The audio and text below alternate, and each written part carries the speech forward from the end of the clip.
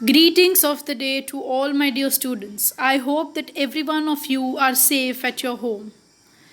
I, Shreya Jadhav, welcome you all to my e-learning channel. And today I want to share 4 simple steps for secret study hacks. There is no one size that fits all approach when learning is how effectively study. Studying methods should be tailored to each child. So let us see. The first step is get started right way. Choose one small aspect of the task and get going right away. Second step is believe in yourself. If you believe in yourself and have dedication and pride and never quit, you will be a winner. The price of victory is high, but so are the rewards. Third, read the course outlines. Seeing the course from this perspective is as easy carefully analyzing the course outline and course description for the goals, objectives, and topics of the course. Make a study schedule or plan. Set specific goals for each day's session, like how many topics you will cover by the end of the session. And you are, my dear students, good to go. So, today we are going to study English, grade 10, chapter 9, Madam Rides the Bus, written by Valikanan. This is part 2 of chapter 9. So, before starting with the reading and explanation of the chapter, let us know something about the author. Valikanan is the pseudonym of R.S. Krishnasamy. Born on 12th November 1920, died 9th November 2006. A Tamil writer, journalist, critic, and translator from Tamil Nadu, India. Introduction for answer. Dear students, always keep in mind that whenever you are writing your answers, always start with introduction. This creates a good impact. So here it is. Prose. Prose name, Madam Rides the Bus. Author's name, Valikanan. Genre, short story. Summary.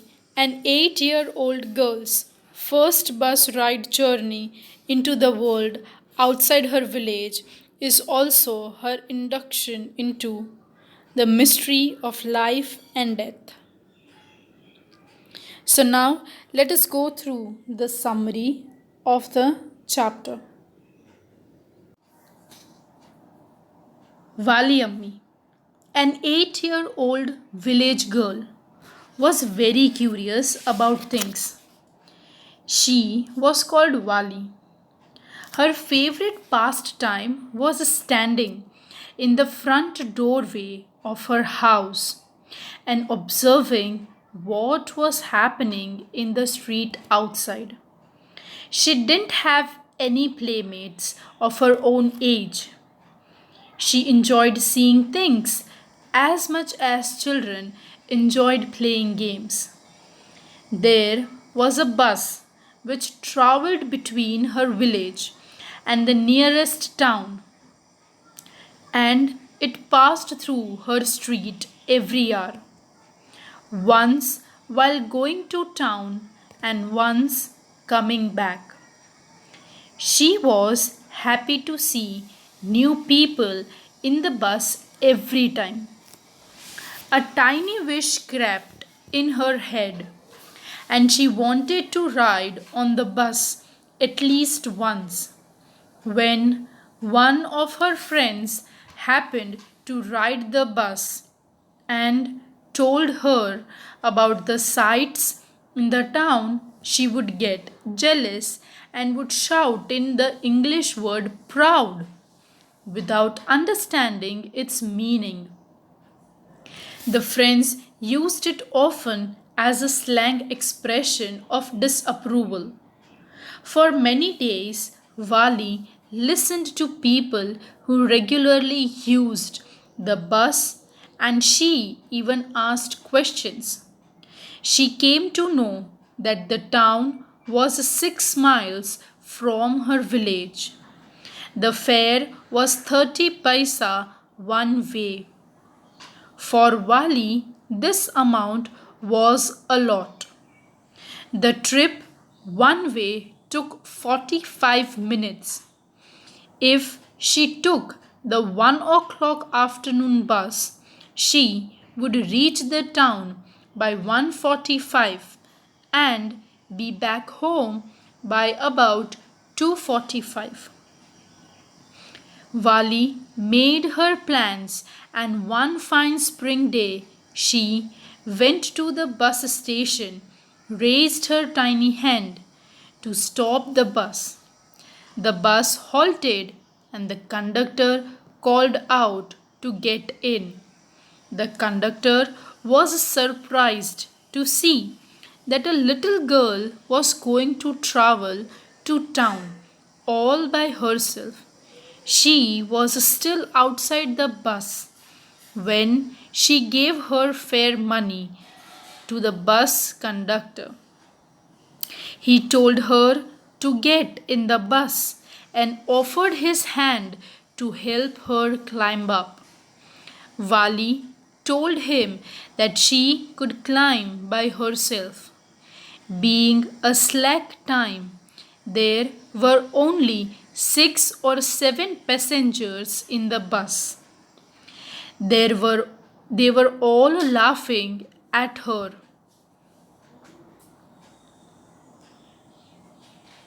Vali, along with the conductor, she became shy and went and sat on an empty seat in front. The conductor blew his whistle twice, and the bus moved forward with a roar. The bus was newly painted in gleaming white color with some green stripes, and the overhead bars shone like silver. The seats were soft and luxurious.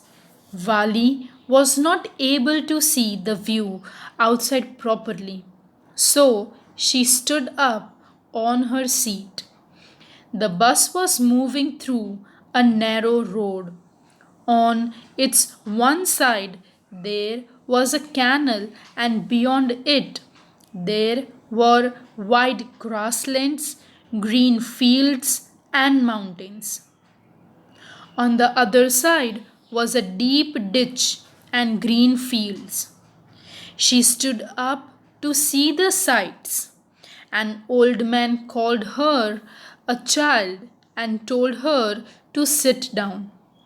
She proudly told him that she was not a child, as she had paid full 30 paisa for the ticket. The conductor jokingly told the old man that Wali was grown up madam and not a child.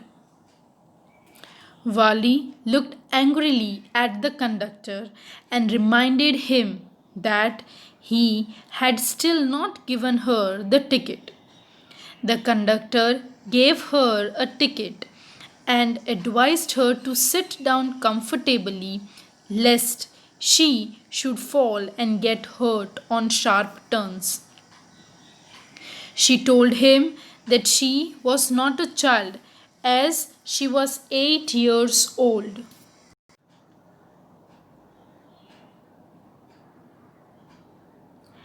At one stop, an old woman entered the bus and sat beside Wali. She was chewing betel nut, and its juice was about to spill from her mouth. She had big holes in her earlobes, and she was wearing ugly earrings. She asked Wali if she was alone. Wali confirmed that she was. The conductor also said that she was traveling alone, at which Wali got angry with him and told him to mind his own business. The old woman told her that it was not right for her to travel alone and asked her about her house.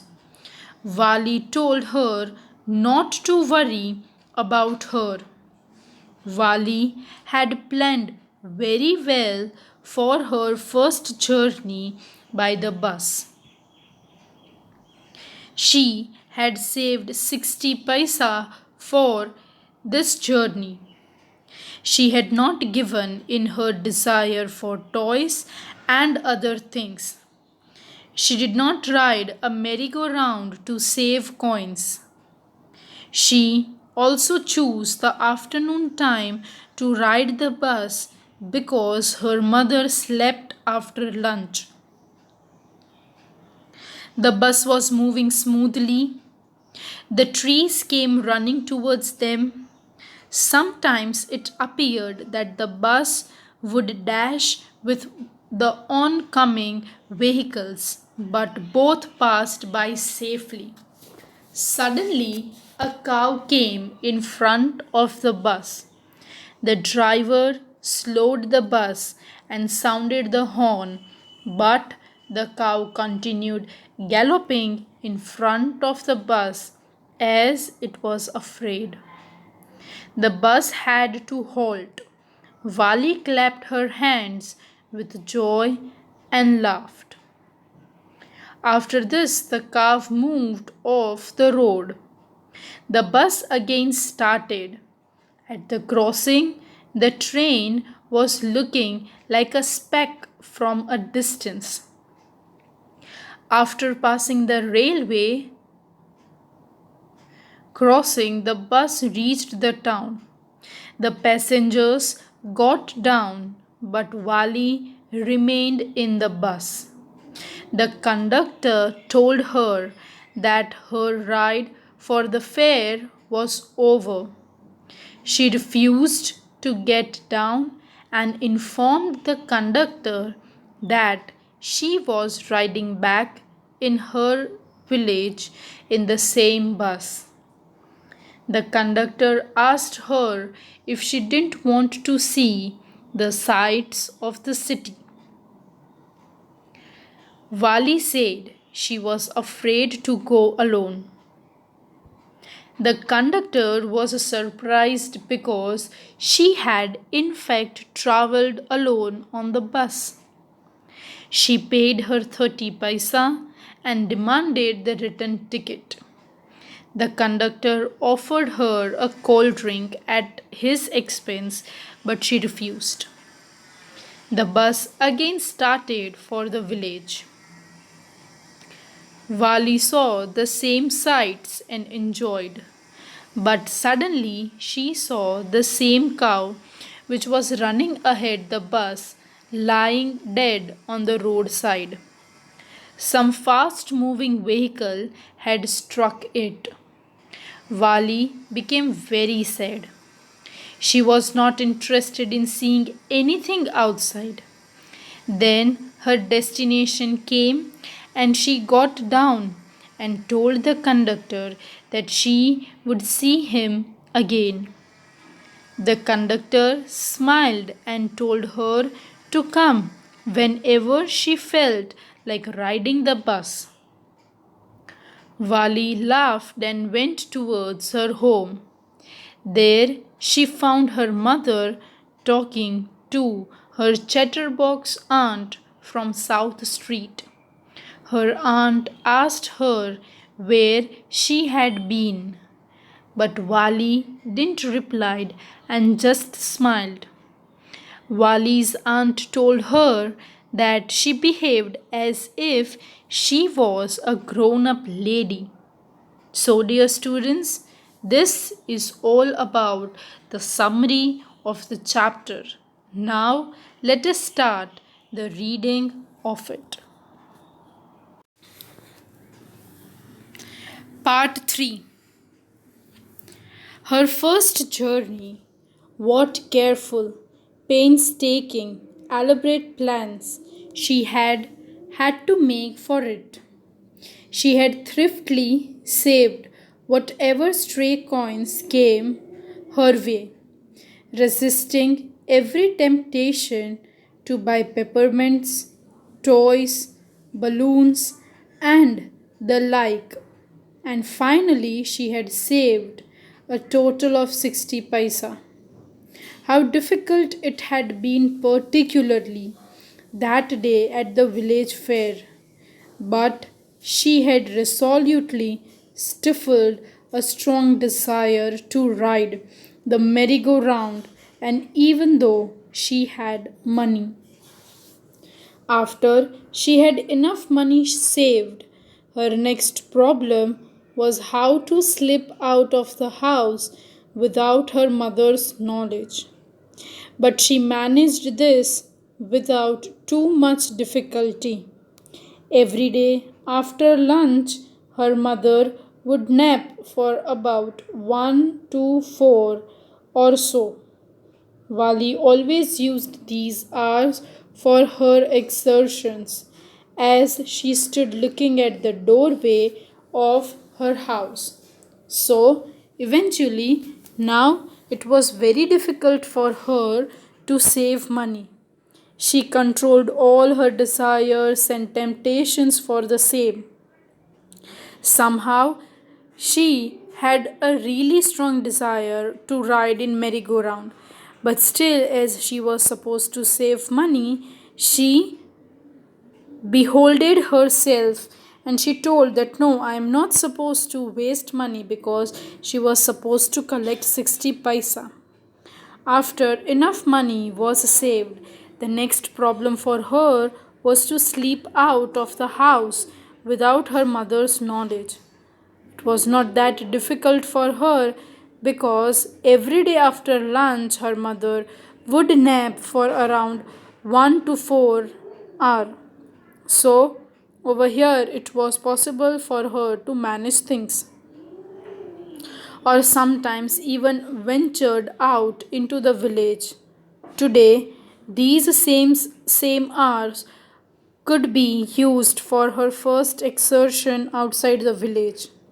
The bus rolled on, now cutting across a bare landscape, now rushing through the tiny hamlet, or past an odd wayside shop. Sometimes the bus seemed on point of gobbling up another vehicle that was coming towards them, or a pedestrian crossing the road. But lo, somehow it passed on smoothly, leaving all obstacles safely behind. The trees came running towards, but they stopped as the bus reached them and simply stood there helpless for a moment by the side of the road before rushing away in the other direction. So now every day Vali used to know observe that how the bus used to move, and how it seemed that no, the time it is going to be hit by some vehicle, but very smoothly they would cross their road. In the same way, the bus stood on that particular day, and it stood there empty. Suddenly, Vali clapped her hands with glee. A young cow, tail high in the air, was running very fast, right in the middle of the road, right in front of the bus. The bus slowed to crawl, and the driver sounded his horn loudly again and again.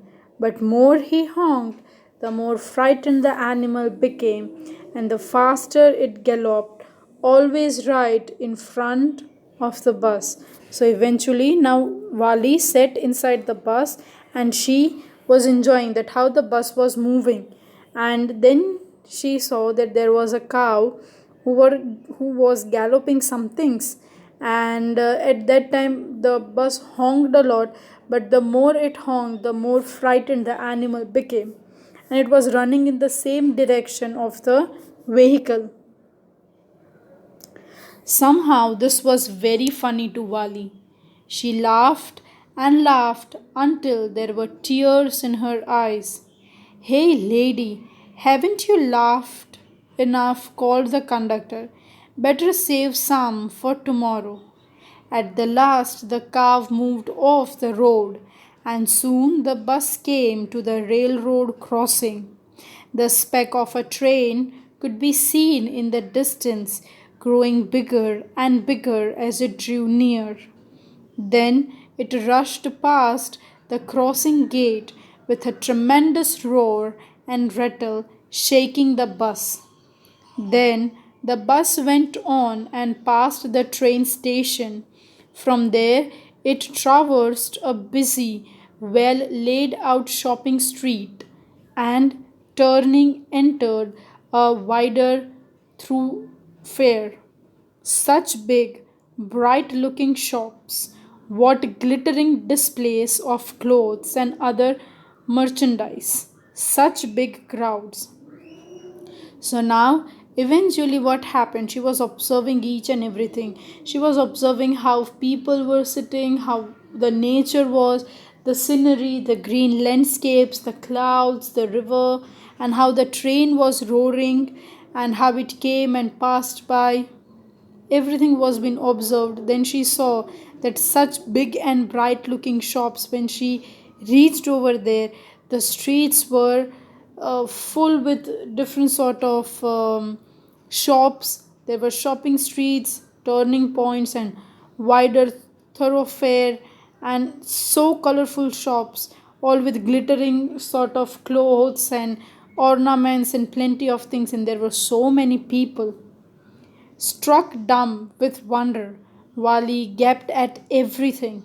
Then the bus stopped and everyone got off except Wali. Hey, lady, said the conductor, aren't you ready to get off? This is as far as your 30 paisa takes you. No, Wali said, I am going back on this same bus. She took another 30 paisa from her pocket and handed the coins to the conductor. Why? Is something the matter? No, nothing's the matter. I just felt like having a bus ride. That's all. Don't you want to have a look at the sights now that you are here? All by myself. Oh, I would be much afraid. Greatly amused by the girl's way of speaking, the conductor said, but you weren't afraid to come in the bus. Nothing to be afraid of about that, she answered. So now, when they reached at the town, all the people climbed down to their destination, but Wali was sitting inside. At that time, conductor asked the reason, that what is the reason that you are still sitting over here. At that time, Vali told that she was afraid and she just wanted to go back. At that time, the conductor told that you are such a brave person that you have come all way here alone by your own self. Then why will not be possible for you to go and travel? But she said that traveling in bus is not that she was afraid about. Well, then why not go to that stall over there and have something to drink? Nothing to be afraid of about that either. No, I couldn't do that. Well, then let me bring you a cold drink. No, I don't have enough money. Just give me my ticket, that's all. It will be my treat and not cost you anything. No, no, she said firmly. Please, no. The conductor shrugged and they waited until it was time for the bus to begin the return journey. Again, there weren't many passengers. So now again she wanted to return back. And the conductor offered her that if she wanted to have soft drink and not to be paying anything for the drink, but very firmly Vali told that no, she refused. She didn't wanted it.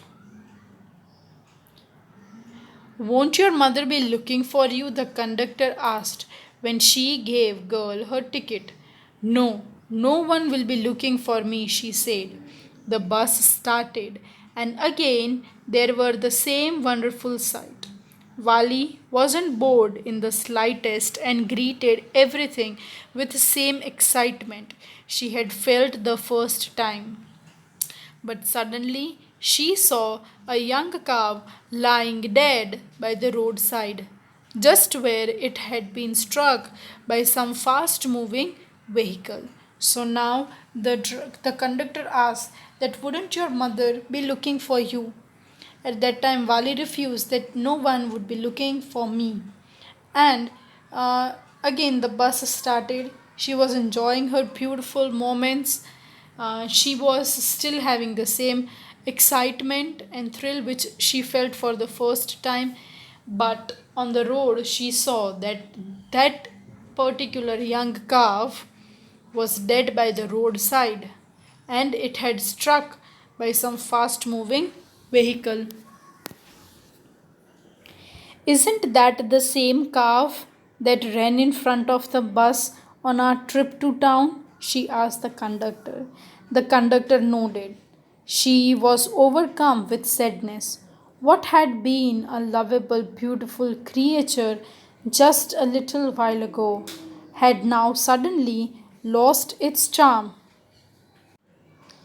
A little while ago had now suddenly lost its charm and its life and looked so horrible, so frightening as it lay there, legs spread eagled, a fixed stare in its lifeless eyes, blood all over. So they saw that the calf was lying over there dead, and she asked the conductor that it was the same calf which they met when they were on their trip to town.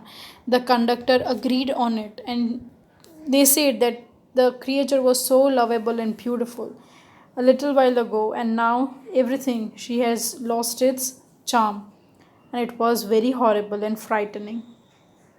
The bus moved on. The memory of the dead cow haunted her, damping her enthusiasm.